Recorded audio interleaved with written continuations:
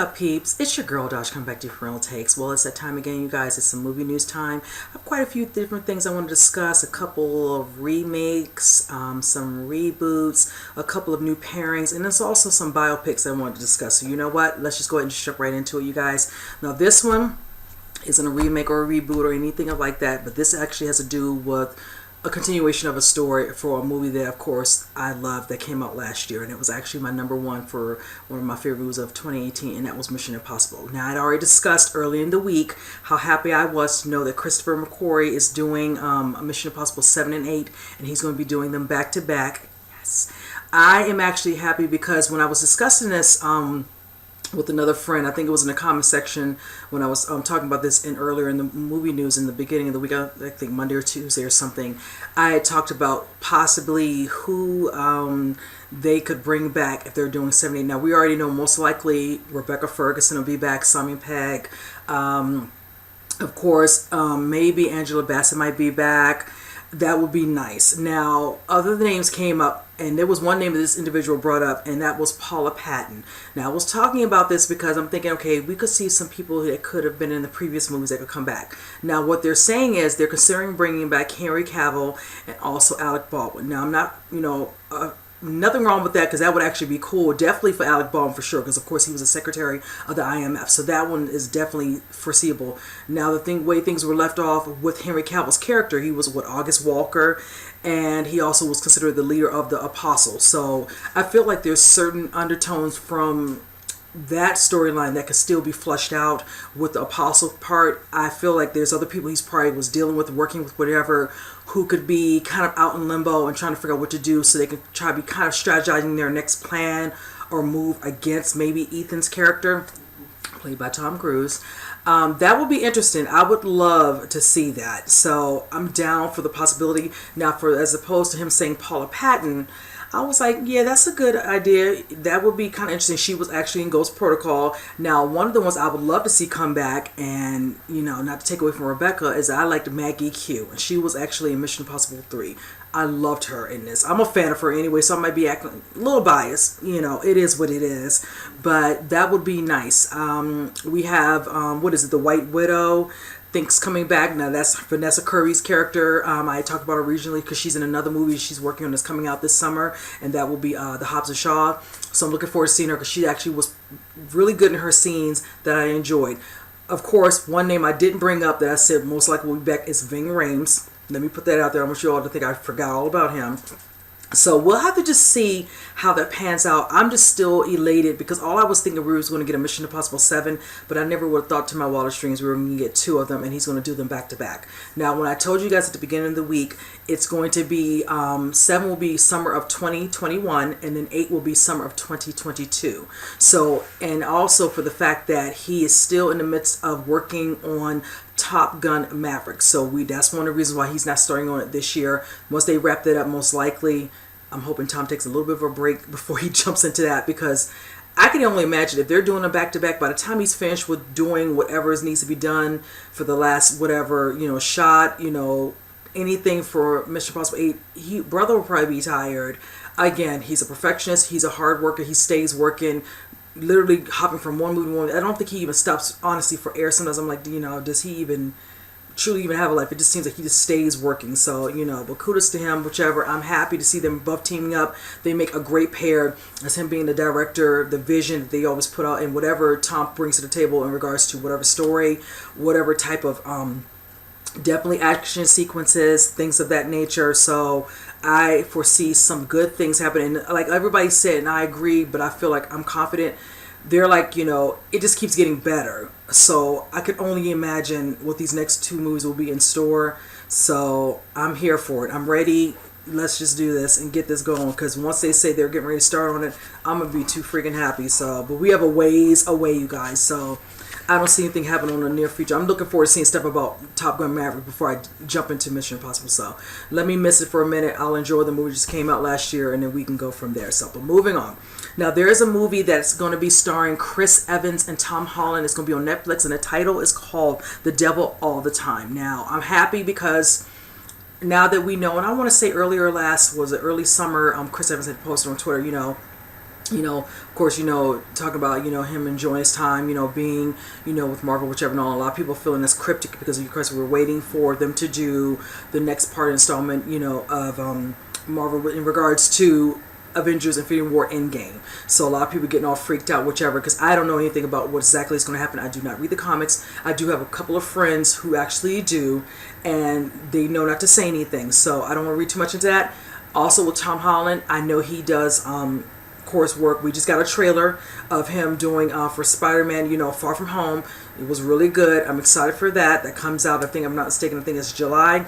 So I love that they're doing other things. And that's one thing I know with Chris, he wants to not always feel like he's going to get typecast with, of course, always being Captain America, whichever. And he's done many things before that. So that would honestly would never, but he's always going to be remembered for Captain America. Let's just be real. He should already go ahead and embrace that because that's just a given. But I like that he's spreading out and doing other things now, so we can start kind of moving away from that, whichever. So now with this particular one, I wanted to note, because he'd already finished wrapping up on the movie by Rian Johnson called Knives Out. That's another movie I'm actually excited to see. Now with Tom Holland, he's been working on a couple of things. One of them being the movie that's called Chaos Walking, and I'd heard about that. Now this particular one, I'm going to read it. It says, in regard to it, he plays the son of, looks like it'd be a character called Willard Russell, who fiercely prays his wife's cancer will be cured by pouring sacrificial blood on her prayer log. Arvin later grows up without his parents, which is him, and he says, meanwhile, a husband and wife team of serial killers who stalk their prey, and a preacher and his friend run from the law. Now, Evans is, of course, like I said, he's set to play the sheriff in this, a very corrupt sheriff, I might add.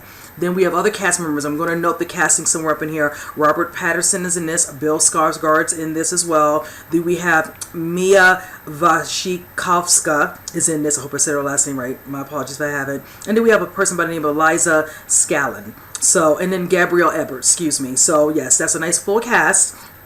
And the actual person who's supposed to be directing this, if I'm not mistaken, they have this listed in here, is Antonio Campos. So yes, this looks like it's going to be a very interesting movie, but I'm happy because I'm looking forward to seeing Chris. I think I can say I've really never seen him in a movie where he plays in some ways like a villain. If he's playing a corrupt sheriff, that's going to flex those, acting muscles for me. He's always either, the hero or the good guy. He plays little parts where he's funny, all that. The gut buddy who does little stupid stuff. Where he's done eclectic different types of films. So I'm kind of glad to get to see him in a totally different way, and this is going to definitely showcase that. So that part I would actually look forward to. Tom Holland, he's done quite a few other things in between him starting to do Spider-Man, since this is just his second venture in the Spider-Man world. So that's the good thing. He's done many things prior to that, so everybody kind of gets an understanding of him. But of course now, just like with Chris, he would now always be remembered, honestly, for doing Spider-Man now. It's almost like when you sign up on the dotted line and you're doing more than one and you're contractually bound to maybe do 2 or 3, it becomes a thing where if you get stopped, and it's not always going to be by kids, but grown adults who love them some Spider-Man, this is what happens. So I'm looking forward to this, and this looks rather dark on that undertone, whichever. And even the casting, I like Mia and I like Robert and Bill, so I know it's going to be good. That part about them, a wife and husband wife team of serial killers right there, I just intrigued right off the bat. So I'm going to keep my eyes on this particular one. Hopefully we'll start seeing some photos from set, whichever, showing them in character, whichever, kind of get the feel of this, whichever. So because you already know Chris is kind of finished up, like I said, his portion of Infinity War, Marvel, whichever, and then with Tom already wrapping up on his movie Spider-Man Far Away From Home, they're probably getting ready to start now production with this soon. There's a note with that. I didn't have it noted for exactly when they're going to start. It says possibly late February, early March. So there we go. Doesn't have a time for exactly when this is coming out, but as I always say, when I know more, you will know more. So, but moving on. Oh, and one last thing, this will be a Netflix movie. There you go, Netflix right there. Every time I turn around, some more Netflix. So, but moving on. Now, this is a movie I'm actually excited to see, and this is kind of a remake, whichever. I do love the original. For seeing it so long ago, and I've seen it over the years into my early 20s, but I still love it to this day, and that is West Side Story. Now, I remember talking about this, I want to say over the summer. I didn't have a lot of information because they were still in the process of casting, whichever, plus Steven Spielberg, being the director of the movie. That right there was enough to have me intrigued, because I feel like he will do justice to the movie. He's going to go out and get the casting right for, of course, when they do the singing, the dancing, everything that's going to go into this, which is going to be spectacular. Of course, you all remember the original, which was based off of the Broadway musical, which came out in 1957. This actually was a movie that was made, of course, in 1961, and this started Rita Moreno. I love me some Rita. I love her. I am just so happy that she's going to be a part of this one as well. Now, they finally found the girl who's going to play Maria, and let me get her name correct. Her name is Rachel Zegler. Now, excuse me. She's 17 years old. She's a high schooler. What happened for her to get this, she sent in a video of her singing quite a couple different songs. Let me note the song she sung. She performed Tonight and Mi Siento Hermosa, and which is considered I Feel Pretty. And then she also did a song, Shallow, which is from the movie A Star Is Born. So that must have, of course, intrigued them. She's done, like, I think, like, plays and stuff probably through high school, whichever. She's literally an unknown, and that's actually a good thing. Sometimes I like when they do that. They don't have to use somebody who's very well known to do these roles and all that.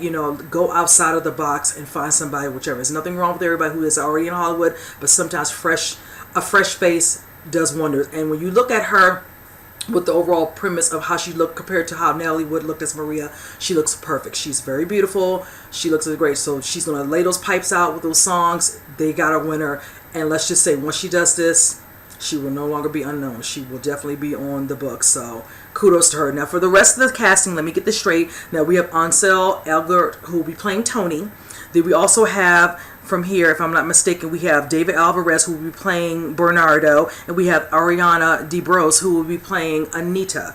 Now, for Rita Moreno, she'll be playing, they did a little bit of a gender swap in regards to this. She'll be playing the character Doc, the one who has the corner store that Tony works at in this one. Her name will be Valentina in this movie. So she's still attached, but just in a different way. I almost feel like that was a respect and a kudos and acknowledgement of her by bringing her into this. Thank you for that, Steven, because that'll make me more excited to see it. I was going to see this anyway, but just knowing that Rita's attached in this one, I just love that they did that. I just feel like that's honoring some of the cast, whichever, and bringing back one of the main people that a lot of us loved in the original. This movie, I think, won, if I'm not mistaken, I think, how many? 9 or 10 Academy Awards. So, yes, that is just exactly what I'm looking forward to seeing, and then I'm looking forward to seeing, the dance sequences. Like I said, you have the white American jets, you have the Puerto Rican sharks. It's just going to be awesome. I just cannot wait. I love the original one that came out in the 60s, even though I was, wasn't born until the 70s, but I remember seeing it when I was really young. I know I was in my late teens when I saw it, and I was just mesmerized, because I'm like, what is this? Them dancing, them singing, whichever, and then the acting aspect, and then going back to more dancing and singing. It was nothing I had really honestly never seen. When I saw that one, and then seeing other, musical plays, adapted into the big screen, things like Chorus Line, things of that nature. So yes, this is one of those ones that I really treasure, and I look forward to seeing. It does not note, but they're claiming more like contender for like a 2019-2020, but I don't know if this is going to be coming out at the end of this year or early next year. Right now, I have nothing stating that. I was noting my notes for that, but I do not have anything. So when I know about the date, I most definitely will bring that up, because I don't know how many of you all have certain musicals you like. When after this video is up, whatever, like I say, comment below about this, guys. If you have certain ones you love that you like to see, whichever you think they'll do another reboot. We have Cats, of course, which is in the midst, which I'm looking forward to as well. But yes, out of all of them, this is one of my main favorite ones that I like growing up. So yes, looking forward to that. Now, this is one that's just in discussion I want to talk about, and it's through, of course, DC. And that is Birds of Prey. Now, we have our girl, Ella J. Basco, who's playing Cassandra Cain. She just kind of went on social media as of recently and was just noting how they have started production. I'm actually excited because it gets me even more hyped. I'm loving what I'm seeing from DC right now. Of course, Wonder Woman started it all when it came out in 2017 and just knocked it out of the park, with the projections, with the money they were making, whichever. Patty Jenkins did her thing. Then we have Aquaman, which has now hit the 1 billion mark. Yay for Jason Momoa and James Wan. I'm so excited for them. And now with us moving along, we have all these other things coming down the pike. Got Shazam. Actually, we have a trailer coming out. I think they said this coming Tuesday. We actually, after that, have what is this? I'm thinking off the top of my head. After that, we'll have, what is it, Joker. And then, of course, with Birds of Prey coming out in February. So I'm just looking forward to the things I'm loving that they're doing right now with DC, whichever. It seems to be working for them, and I'm just excited overall. I look forward to seeing any type of photos I can get from the set. I want to see the girls in character. That's now what I'm waiting to see. I want to see Janae. I want to see who else? What's her name? Mary Elizabeth Winstead. I want to see Rosie Perez. I want to see what is it, Ewan McGregor and his character, Black Mask. I just want to see them all. I'm ready to see how they all look, whichever, just to kind of really get a feel how they're going to look, similar to how they would look through the comics. So I'm glad they're starting. Like I already told you guys, I'm looking forward to them showcasing something at Comic-Con late this coming summer. That will be nice if they show us somewhat of a teaser, and then closer to the fall, we'll get a real trailer, because like I said, this comes out in February of 2020. So I'm looking forward to seeing that. But yes, I just want to come on and note that, whichever. But it's looking really, really good. Other than that, the only thing I'm excited about that they said, they're definitely trying to make sure this is going to be rated R. And I feel like that is key. Please let it be. Please do not make this PG-13. I'm not here for it. I want the full, just everything, action, whatever, gore, whatever they're going to give us, whatever. Just do it like that. Granted, the girl is a young girl in this movie, but still, a lot of us want it to be about all that very intense, very serious type of movie. So, but moving on.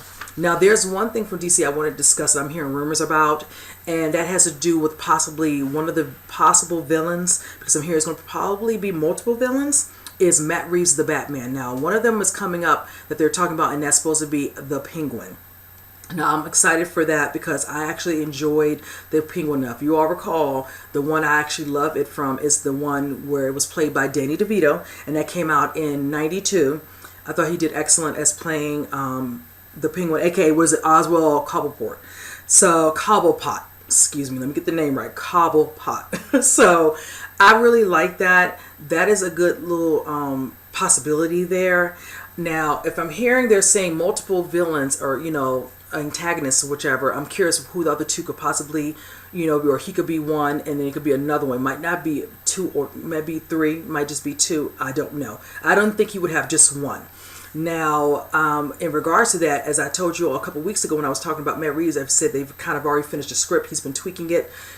Again, dying to know who's going to be playing Batman. Are we getting a younger version with flashbacks and we're going to get a more older Batman? Ready to see some movement on that. I know they're talking about, villains, but I'm like, oh, this. And then also, when exactly, like later this year, we're supposed to start the production. That's perfectly fine. Still haven't done anything in regards to casting.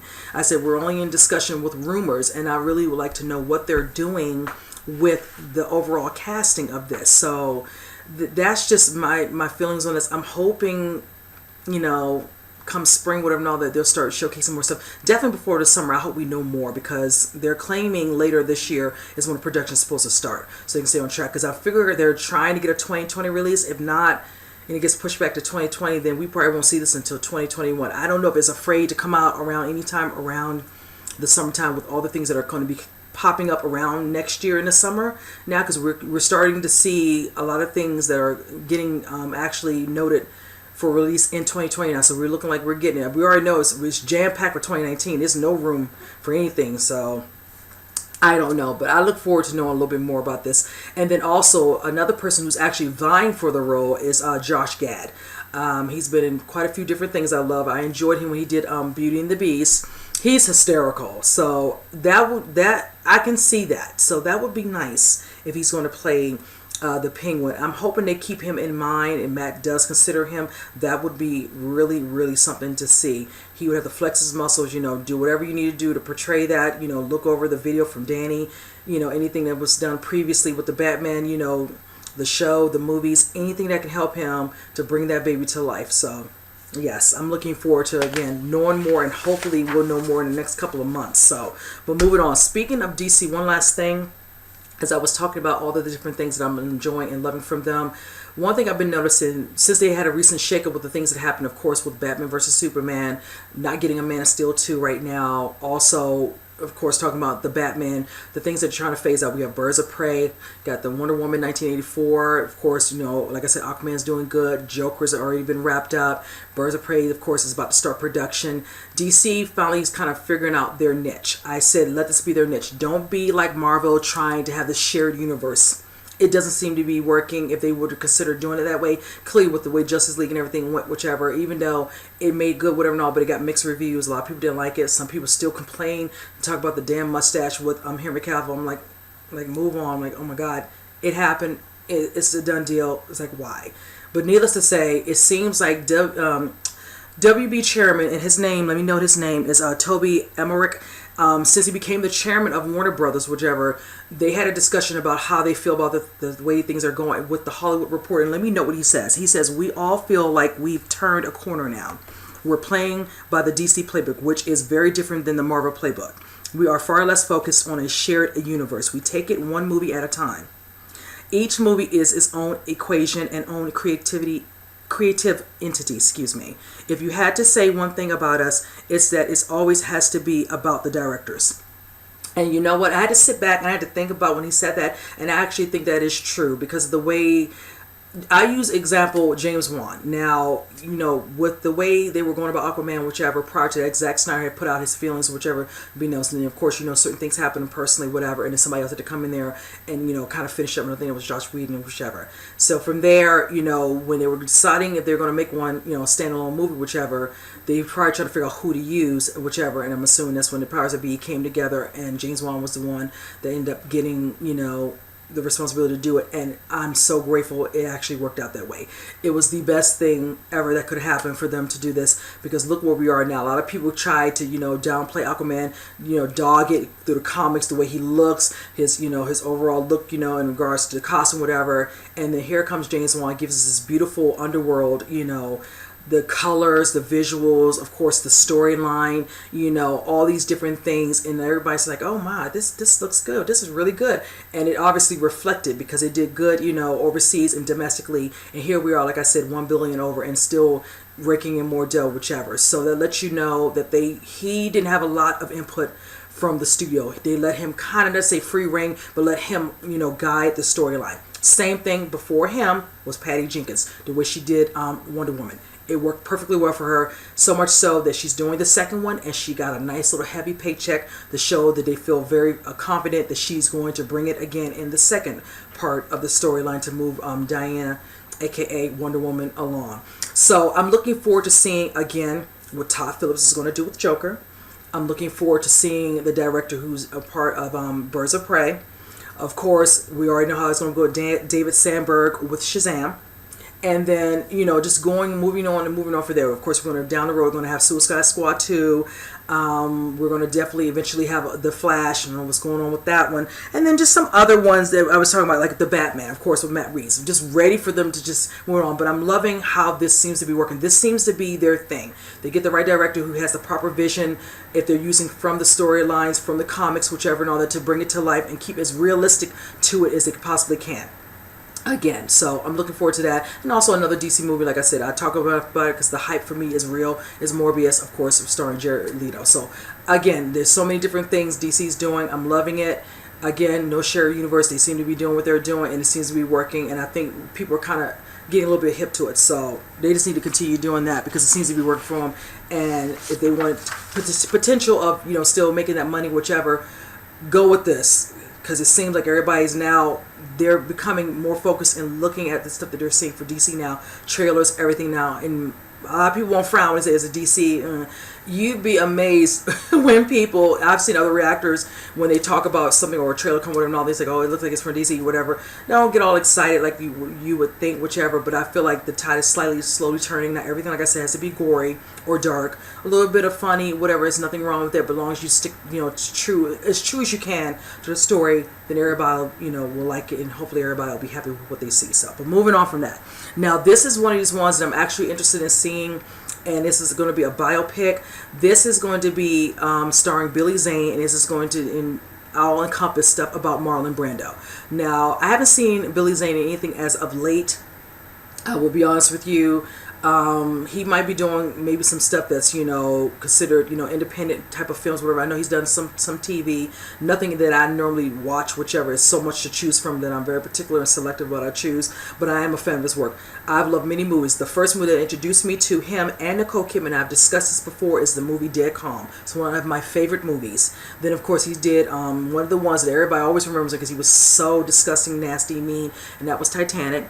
I loved him when he did this movie, and this is a kind of like a comic type of movie. You know, a lot of people don't remember this one, but it was called The Phantom. Yes, I went there, The Phantom.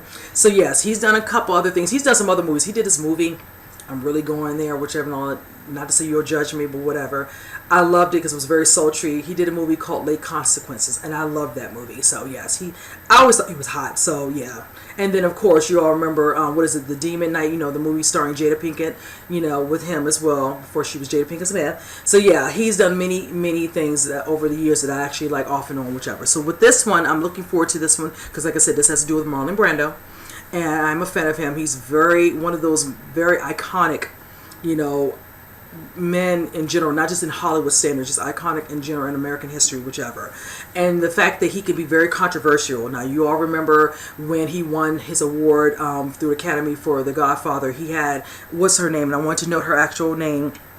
A Native American woman named Sasheen Littlefeather, who actually went to accept it, to decline the award, and had a full-out speech, whatever. He basically boycotted the awards and had her come up there in place of him to say the speech, whatever, which I thought was, you know, hey, kudos, as he was very strong in his convictions about a lot of different things, you know, at that time, whichever. He was very controversial, and I'm looking forward to seeing him actually do this. Now I'm going to know how they said how they had to decide on which era to discuss in actual discussion of the movie that they're going to actually do, and they state in here he'll be playing the icon during the years of the 70s. Now it says he befriended an architect named Bernard Judge, who later went on to write a memoir in which detailed the relationship between him and Brando.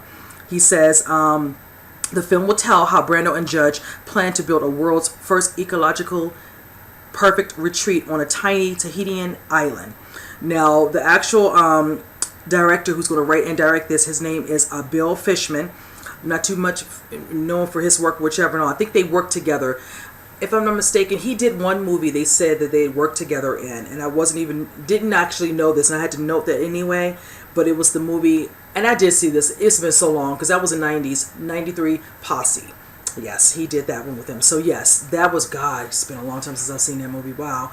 But yes, they only worked one time, so that's years ago. That's like over 20 plus. So yeah, that should be interesting, you know, them coming back together. But I'm looking forward to seeing Zane kind of do something. He's going to tackle, you know, Brando. Oh, that's going to be very interesting. I will post some pictures of his likeliness to him, you know, especially back in the day. You know, he does have a little bit of a likeness to him, so it's possible. But then he's playing the 70s, and, you know, he's gonna probably, I don't know, have the hair or whatever. I don't know what his overall look will be for him, but let's just hope he can do what he needs to do. Like I said, ever since Titanic, you know, his star, you know, power, whatever, so to speak, was not, you know, propelled. The main ones that got propelled were Kate Winslet and Leonardo DiCaprio, which is out of the wazoo, especially Leo. And ever since then, he's just been on the world. That's why he kind of shielded himself a little bit from dealing with Hollywood in certain aspects, because he became, you know, a heartthrob, everything else, whichever. Billy Zane was already kind of in some ways a little bit of a heartthrob, whichever. But then, you know, for some reason you thought that would have opened up some more doors, but it was just like steady work, not certain things that were so mainstream that it was always a constant where it was him, and a lot of people cast were bring some notoriety or more, you know, focus on him.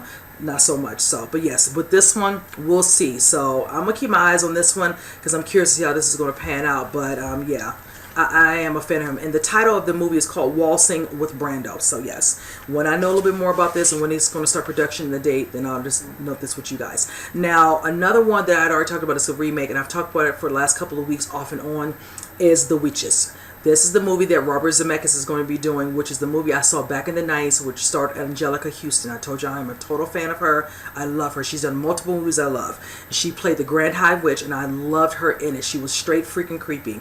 Now, we finally found our lead, and that will be Anne Hathaway. I'm a fan of Anne Hathaway. She's done many movies, but the movie I will always love the most was the movie she did, and that was Devil Wears Prada. And ever since then, I've been following all her work. She did another movie that I love. I think it's called Rachel's Wedding, and I loved her in that. She was awesome in that movie. She's done so many other movies, but those two are two of my ultimate favorites she's done that I love. I'm curious to see her in this. I don't think she ever played anybody so vindictive and evil, you know, whimsical, so to speak, whichever. So she's going to have to pull those, you know, muscles out, whichever, to bring this one, because the way Angelica did it, that's not to say she's feeling, you know, not trying to compare her to or whatever, but that was a high bar with the way she did it, because she did her so well playing the witch, whichever, when she was in her just so-called human form, and then when she was in her true form, with her mask, whichever. So I'm looking forward to seeing this. Now we do still have two other leads, and they're going to be two black leads. Of course, the young boy is going to be aged between 8 and 10 years old, and then also the grandmother. Now, don't know who they are yet. They have not cast them yet. I'm curious to see who they're going to pick. That will be nice. But like I said, Anne Hathaway, now the reason why they had to make sure she got it, because they were going to have a scheduling conflict, and she's actually working on the movie Sesame Street. So hopefully, now that that's been done, she has signed on, so we're good to go. Now, they're claiming, if I'm not mistaken, we have to see if they noted it. They have not noted exactly if it's going to start later this year in regards to production, because we still don't know if it's going to be a 2020 release. I want to think it is. If they're trying to start this summer, that's fine. And remember now, I said it's a set in Alabama. The way they're going to do this is going to be considered like a gothic type of style of a movie. They said it's going to be kind of like a gothic south type of style of the movie. So I'm looking forward to seeing this. But like I said, I just want to see the rest of the cast so I can get kind of an idea of how it's going to look, with the other two people who are the main, focus of the movie, as well as the Grand High Witch. But yes, all right, Anne Hathaway. I'm looking forward to seeing her in this. I wonder if we're going to see just a sneak peek of her in makeup and costume with the witch, how her witch is going to look. Oh, I'm just excited to see how she's going to turn out. She's going to look really creepy. But yeah, she's going to be the new girl. New Great High Witch in town is going to freak out a new set of kids. Because I'm going to tell you, Angelica, she freaked me out back then. Yeah, I wasn't a little bit much of an older teen, whatever, no, but she still was ugly and creepy. So that's just how I feel about that. So, but anyway, moving on, you guys. Now, I just want to talk about this briefly because I always talk about, sometimes certain movies you should stay away from when you're doing a remake or reboot or whichever. But then I have to catch myself because I feel like putting my foot in my mouth because I sound like I'm being a hypocrite at times because I'm being selective about which ones should be made. And that's true. Fair enough. Now, this particular one, I just saw, this was last year, and I enjoyed it. This has to do with Suspiria. Now, for this one, recently, Dario Argento actually did an interview. I'm not sure exactly who he spoke with, and he let it be known he did not really like the most recent, re-imaging remake of Suspiria. And nothing wrong with that, because this movie, of course, was back in 1977, and it was, of course, like I said, very creepy. I was a young teen when I saw it, whichever, colorful, very psychedelic, whatever, and all creepy, definitely, bloody, whichever. And a lot of people consider it a classic. It is a classic. But then, of course, recently they wanted to make one, and Luca Guadagnino actually did the recent one that I saw. And let me tell you, like I said, I like the original, and I like this one. This one was on one of my best movies of 2018 list. So I'm like this for me personally. Oh gosh, I'll put it like this. Sometimes they hit it out of the park when they do a remake. Not always it works out, whichever. Now for this one, like I said, I can respect and love the first one for what it gave me, and like this one, I accept this one for what it was too, and I really enjoyed this one. That's why I said certain similarities in regards to, of course, being a dance studio dance company. Some of the same names, whichever and all, but certain things and premises are a little different. And there's nothing wrong with that. Now, let me know what he said in regards to talking about this, whichever, the Italian director. He says, "It did not excite me. It betrayed the spirit of the original film. There is no fear. There's no music. The film has not satisfied me so much." Now, he kind of lost me there because there was quite a little bit of fear to me, and there's no music. I actually enjoyed the music that was in here, so I don't know if it was not enough music. Now, I can agree with him. It wasn't a lot of fear in it. That I do agree with. But the music part, there was a nice amount of music that I heard throughout the movie. So I'm kind of lost as to that. I don't know if it was, just like I said, not enough for him to feel like, for certain scenes, it could be conveyed more. That's a possibility. And he also said, "I am friends with Dario." Luca, whichever and all that he says, "and I have had the privilege of knowing him for a long time. We had dinner in which he said to me, 'You don't need any blessing. You need to just go and do your movie.'" Remember now, getting the blessing, he has some sort of, comments, whatever and all that. He was kind of involved with the movie. So that's why I found this really interesting. Then he goes on to say he was very generous. He has seen the movie, but it's not for me to relay his reaction. And that is true. I can only say to you that after he saw it, he called me and it was a great call.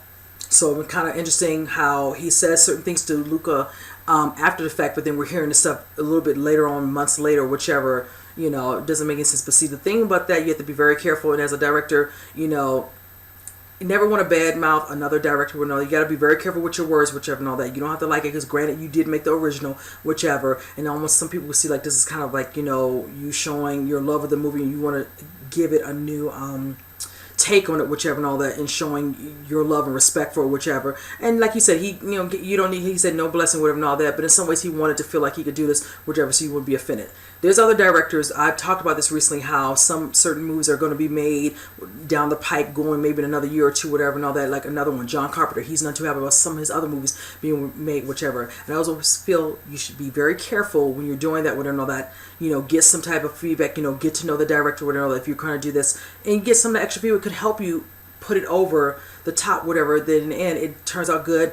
The original director's happy, whichever, and all that. Because if you botch the work and all that, then it just looks bad. And whoever's attached to it, either be the actor, writers, whatever, and they're just like, you just, you know, whichever. And then people just won't even pay any mind into it. They'll go straight to the original, whatever. Like, that's all you can do. And that's what I said. Because I've read many comments when I was doing the original review for Suspiria. Some people didn't like it. Some people did, whichever. And I said it's a difference, you know, the way their take was on it. And that's what made it different and unique for me to like both equally.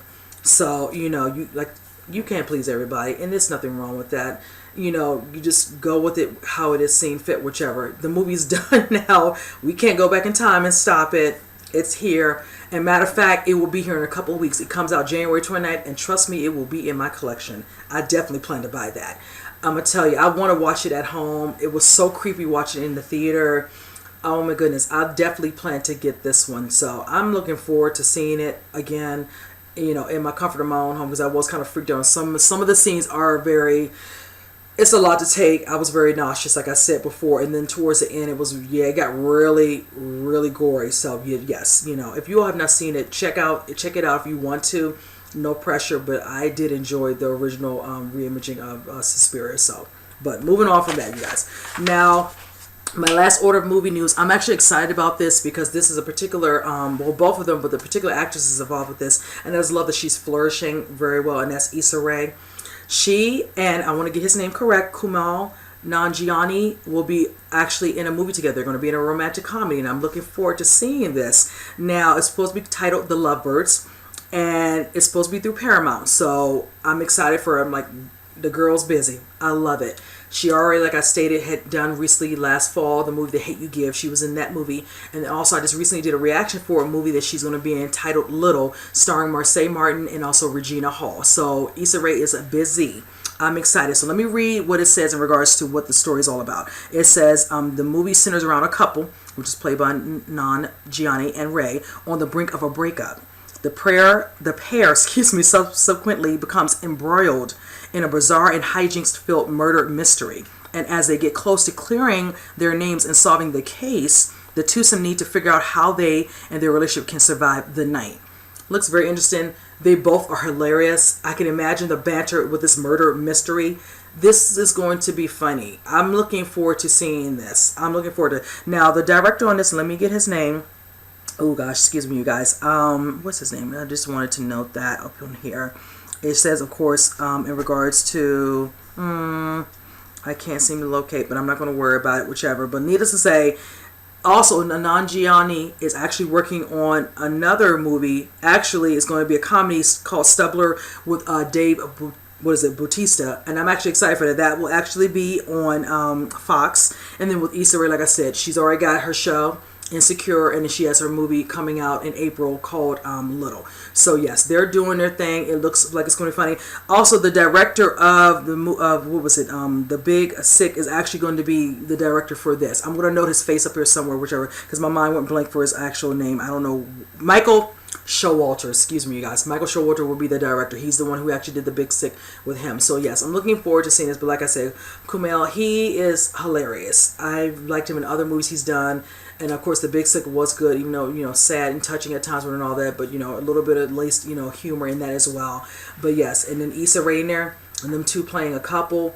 Oh my goodness, I probably will be in tears. So yes, it doesn't say exactly when they plan for this to start production, whichever and all that. They just came on and signed on to do this particular movie. So hopefully, moving into the summer, we'll know a little bit more about exactly when production starts, whichever, and when they have a date for this. I look forward to seeing the trailer. I just know it's going to probably be very funny. So, but yes, I'm just happy for Issa because she's doing her thing. I have been a fan of her for a long time, and I just love seeing her do other work. So kudos to her.